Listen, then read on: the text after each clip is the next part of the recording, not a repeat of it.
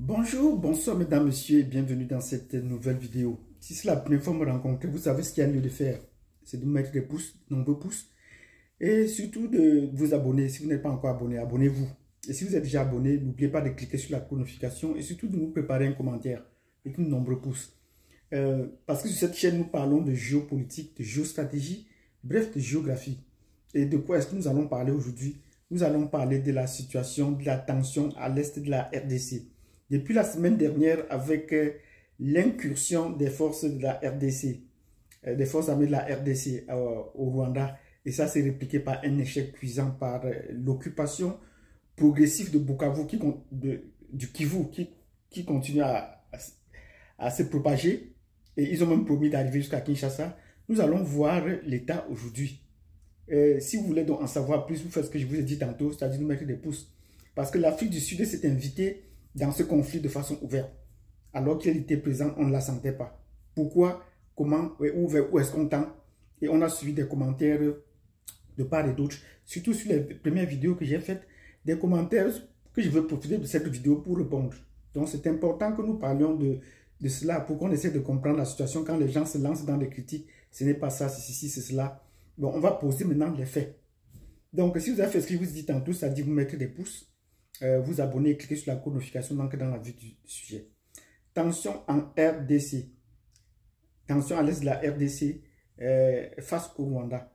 Le conflit s'envenime depuis plus d'une trentaine d'années. Ça fait plus de 30 ans que ce conflit dure, que cette tension dure.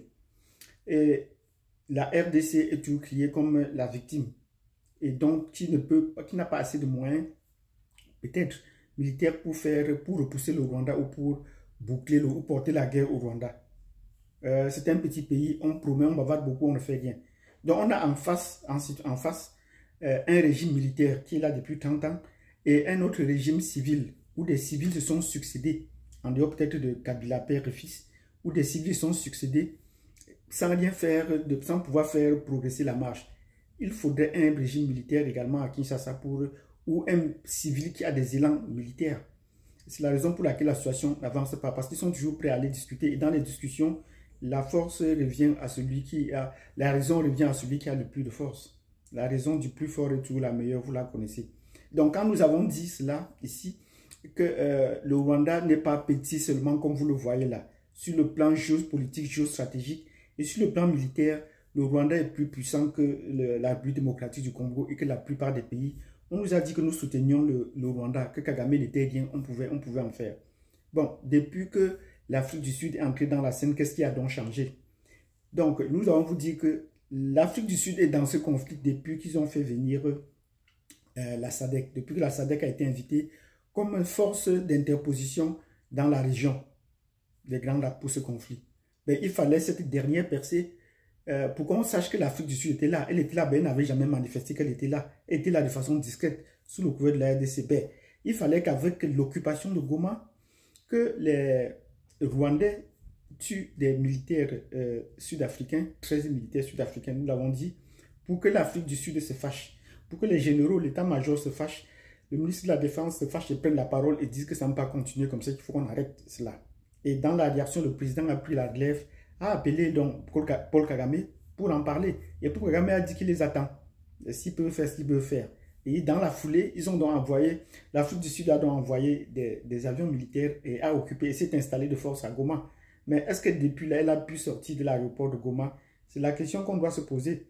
Et j'ai dit dans la précédente vidéo, l'Afrique du Sud n'est pas ce qu'on voit, c'est une puissance sur le papier.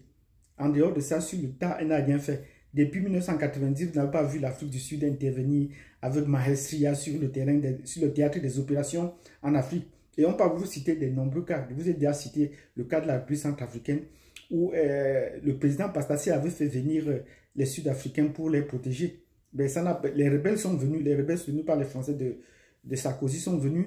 Ils ont tué les Centrafricains. Ça a fait boum au Parlement.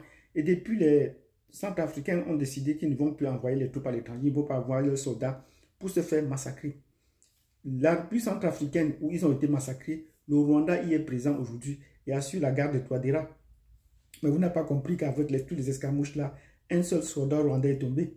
Et même partout ailleurs, les campagnes militaires auxquelles participe la Russie, auxquelles participe le Rwanda, Vous n'avez jamais compris que qu'un soldat rwandais a été tué soit en République démocratique du Congo, soit en République centrafricaine, soit au Mali, soit au Bénin, soit au Mozambique.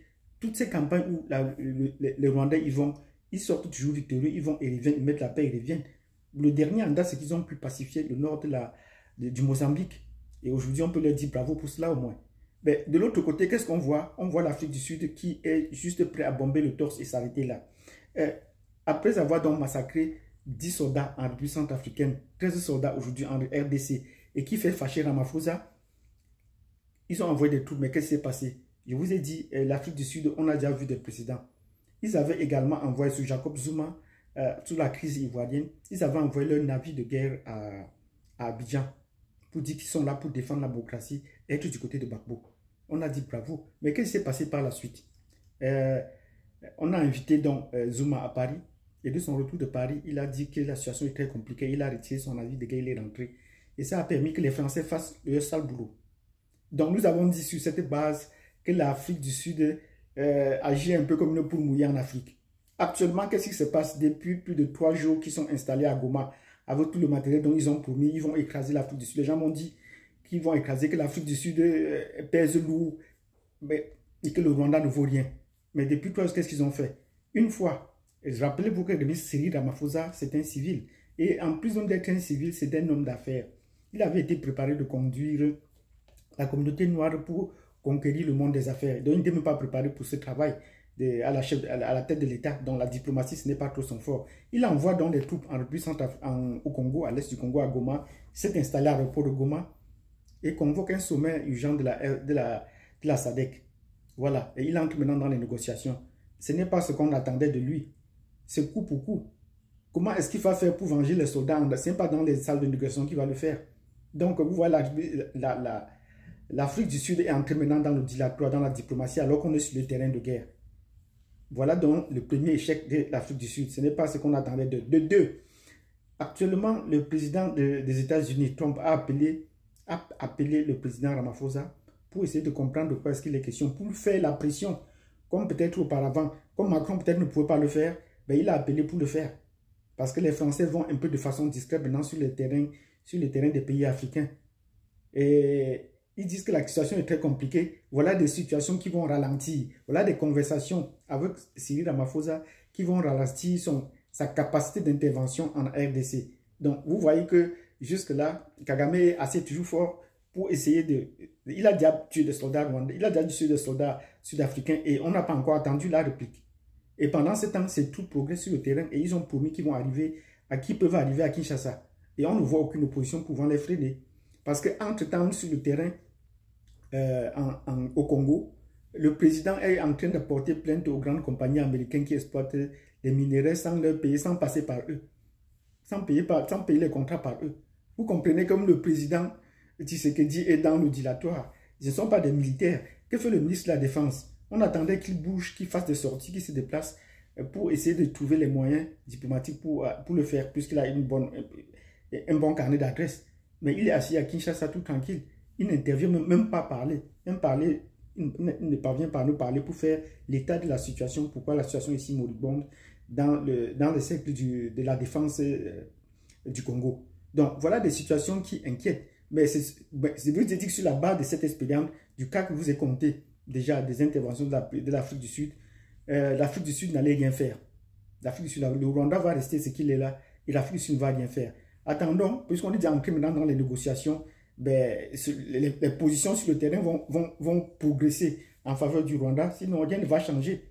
Parce que vous savez, il faut remonter à l'histoire de la SDC pour comprendre que les Américains, c'est eux qui détiennent les cordons de la bourse en Amérique. C'est leur propriété, même si c'est les Français qui les gèrent. De l'autre côté, pour les forces qui allaient intervenir, l'Angola a été également invité à intervenir, puisque la RDC fait un effort de pouvoir avoir les faveurs de l'Angola, parce que c'est une puissance militaire vraiment à considérer en Afrique centrale comme en Afrique australe. C'est une puissance militaire à considérer. Mais malheureusement, le président rwandais, le président angolais a été également invité à Paris. Macron l'a invité pour peut-être lui tirer les oreilles. Et c'est comme ça qu'au sorti de cela, ça freine les actions sur le terrain. Donc voilà ce qu'on appelle donc le dilatoire. Donc les forces de ceux qui pensent que le Rwanda, c'est un petit pays qu'on peut facilement écraser. Et ce n'est pas le cas. Il faut encore bien se préparer, revoir ses cartouches. Il faut encore bien se préparer, revoir son dossier pour essayer de dire qu'on va faire ceci, on va faire cela. On parle beaucoup, mais on ne voit rien sur le terrain. Pendant ce temps, le Rwanda est en train d'avancer, d'agir. Donc, si vous avez bien compris que l'Afrique du Sud n'est pas ce que vous croyez, c'est un pays dirigé où les Noirs sont majoritaires, dirigé par les Noirs, mais sinon, les principales manettes financières, économiques, militaires que l'Afrique du Sud détient, nous ne doutons pas, c'est détenu par les autres, ce n'est pas par les Noirs.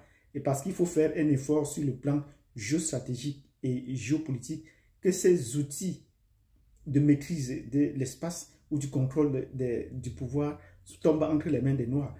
La politique est entre les mains des Noirs, mais ils ne peuvent pas aller au-delà. Ils ne peuvent pas aller au-delà. C'est juste pour amuser la galerie. Sinon, tous les mannes, tous les financements, toutes les armes, tout ce que l'Afrique du Sud produit comme stratégique reste aux mains des Blancs.